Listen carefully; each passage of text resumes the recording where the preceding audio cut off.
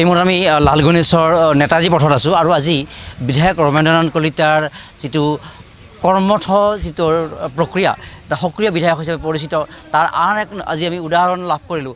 6টাকৈ পথ আজি তেওঁ আধাৰশিলা স্থাপন কৰিছে আৰু এই মুহূৰ্তত নেতাজী পথত আছোঁ আৰু নেতাজী পথতো এই প্ৰক্ৰিয়া ভূমি পূজনৰ প্ৰক্ৰিয়া আৰম্ভ হ'ব।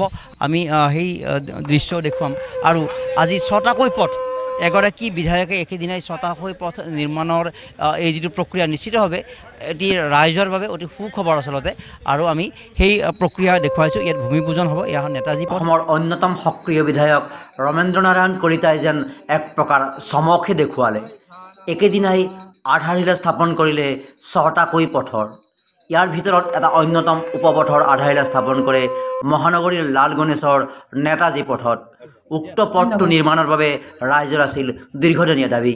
পথটোৰ আধাৰশিলা স্থাপন অনুষ্ঠানত ভাষণ দি ৰাইজৰ সমস্যাসমূহৰ প্ৰতি তেওঁ সদায় গুৰুত্ব দি অহা বুলি উল্লেখ কৰে। আনহাতে আগন্তুক লোকসভা নিৰ্বাচনত গুৱাহাটী সমষ্টিৰ হ'বলগীয়া বিজেপিৰ প্ৰাৰ্থীগৰাকীক পদুমৰ চিহ্নত ভোট দি জয়যুক্ত কৰাৰ ক্ষেত্ৰত সহায় কৰিবলৈ অঞ্চলবাসীলৈ আহ্বান জনায়। আনহাতে ঠেক উপপথটো কিছু বহল কৰাৰ ক্ষেত্ৰত অঞ্চলটোৰ বাসিন্দাসকলক বুজাপৰাৰ জৰিয়তে সিদ্ধান্ত ল'বলৈ আহ্বান জনায় ডেপুটি মেয়ৰ তথা 22 নম্বৰ ৱাৰ্ডৰ কাউন্সিলৰ স্মিতা ৰয়ে। পথটিৰ নিৰ্মাণ হ'ব বুলি জানি স্বাভাৱিকতে উৎফুল্লিত হৈ পৰে অঞ্চলটোৰ বাসিন্দাসকল। অনুষ্ঠানত আন বহু নেতাকৰ্মীৰ লগতে উপস্থিত থাকে অসম গণ পৰিষদৰ মহানগৰ সমিতিৰ উপসভাপতি তথা সমাজকৰ্মী হৰিশংকৰ চাহু আৰু সমাজকৰ্মী শত্ৰুঘ্ন চৌহান। মৰম কুমাৰৰ ৰিপৰ্ট, ডেমক্ৰেচি লাইভ 24x7। আমাৰ এই 22 নম্বৰ ৱাৰ্ডত 6টা ৰাস্তাৰ আধাৰশিলা স্থাপন কৰা হ'ব।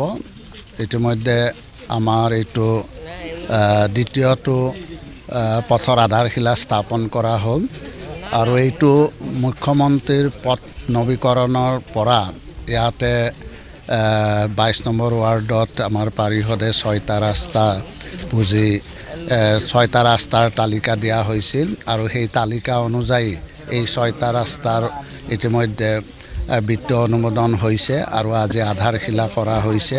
অকল এই 6টাই নহয়, অনাগত দিনত আমি আমাৰ এই অঞ্চলত যিমানবিলাক ৰাস্তা আছে গোটেইবিলাক ৰাস্তাই আমি আগন্তুক 3 বছৰৰ ভিতৰত পকীকৰণ কৰি আমি সম্পূৰ্ণ কৰাৰ কাৰণে আমি দুয়োগৰাকীয়ে ইতিমধ্যে আমি সিদ্ধান্ত লৈছোঁ। গতিকে আমাৰ ৰাইজৰ যাতায়াতৰ ক্ষেত্ৰত যিটো অসুবিধা ভোগ কৰিছিল এই অসুবিধাখিনি আঁতৰ কৰাৰ ক্ষেত্ৰতেই সকাহ দিয়াৰ ক্ষেত্ৰতে এনেধৰণে ব্যৱস্থা লোৱা হৈছে।